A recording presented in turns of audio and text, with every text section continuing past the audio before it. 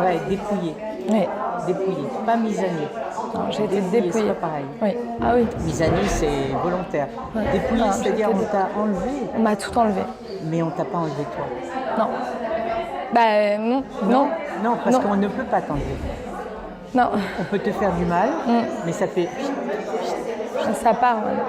Ça part à côté de toi. Il suffit que tu fasses ça.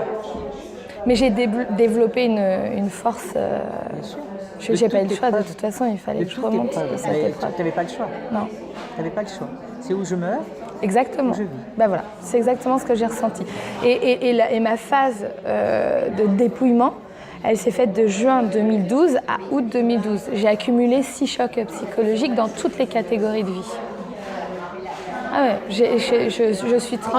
Oui, ça, en continu. Et la dernière chose qui m'a vraiment fait mal, c'est donc j'ai ma grand-mère du côté maternel à qui je ressemble énormément, qui a toujours un pied dans l'avion, dans le train, en train d'aider ses copines, à parler, toujours en joie. Et elle a eu un caillot de sang qui est monté en fait donc à son cerveau comme c'était comme un AVC, voilà, fort, une embolie. Et ça a été là, je me suis dit mais quand est-ce que ça va s'arrêter toutes mes catégories. Le seul pilier qui est resté debout, c'est la finance parce que je gagnais très bien ma vie. J'avais mis de l'argent de côté pour faire un tour du monde. Et en fait, cet argent de côté que j'avais mis, je l'ai utilisé pour l'investir sur moi et remonter la pente parce que comme tu l'as exprimé, c'était ou la mort, ou je me bats, mais je me battais même contre mon corps. Je me battais contre... Ouais. Donc... Tu vois un peu la force qu'on peut sortir. Oui, ah bah oui, c'est sûr. Mais je suis tombée à un niveau où je pouvais plus écrire, je pouvais plus... je répétais les mêmes choses sans cesse de mes traumatismes et je pouvais plus sortir seule, je pouvais plus dormir seule et mon corps prenait le dessus. C'est-à-dire que mon visage gonflait de moitié, dégonflé, m'étouffait tous les jours à 19h pendant 6 mois. Je savais plus comment je parlais l'anglais, comment je parlais l'allemand, comment je parlais l'arabe, comment j'avais fait pour voyager dans autant de pays, comment j'étais arrivée à des postes. Ouais, exactement.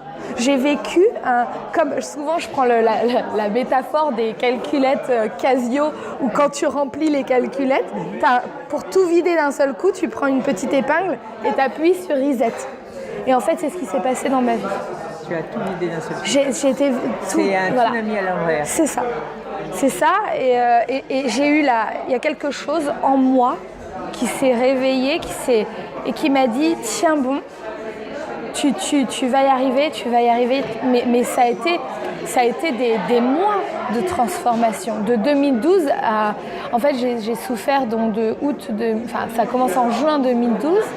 Un peu avant, parce que j'étais aussi en burn-out par rapport aux responsabilités que j'avais dans une nouvelle société.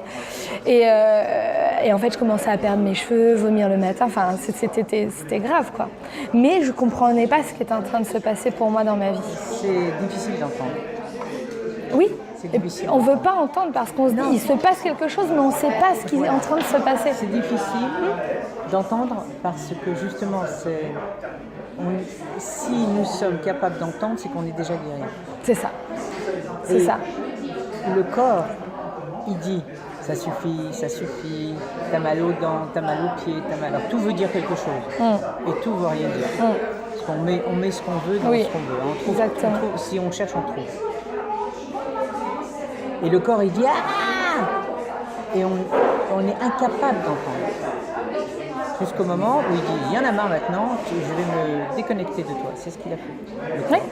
Ah mais mais je ne pouvais plus en fait pour me rassurer après ce dépouillement, pour me rassurer 9 mois, 10 mois plus tard, je me suis dit mais je peux plus rester comme ça. Alors malgré tout, ce que je peux partager avec toi, c'est en fait je me suis reconnectée à ma joie, les voyages et le chant. Je disais à mes parents, je vais devenir chanteuse. C'est terminé ma vie d'avant, je n'en veux plus, je vais devenir chanteuse. Et j'ai des parents qui m'écoutaient et qui me disaient ok, d'accord, vas-y, fais-le.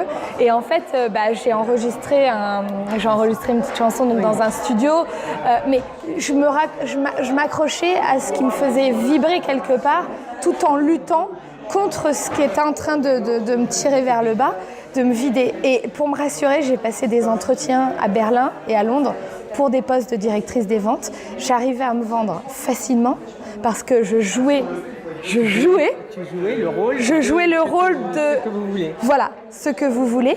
Et quand je sortais, qu'on me disait congratulations, you got the job, we are so pleased to have you in our company, j'étais là, je disais, mais en fait, non, j'ai trouvé quelque chose ailleurs, ou alors je le sens pas parce que, et j'inventais plein de choses. Il était impossible que je retourne dans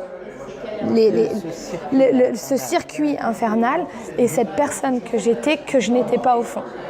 Ben voilà. Il y a une force en fait en moi intérieure, une voix en fait que j'entendais qui me disait accroche-toi, t'es venu ici pour quelque chose, il va se passer quelque chose, et en même temps c'était également ces perceptions extrasensorielles que je ne gérais pas du tout, qui me faisaient peur. Donc j'avais peur de moi-même parce que je voulais pas en parler parce que c'était pas normal, mais en même temps c'était en train de pousser en moi et de continuer à prendre place, et je suis partie dans un...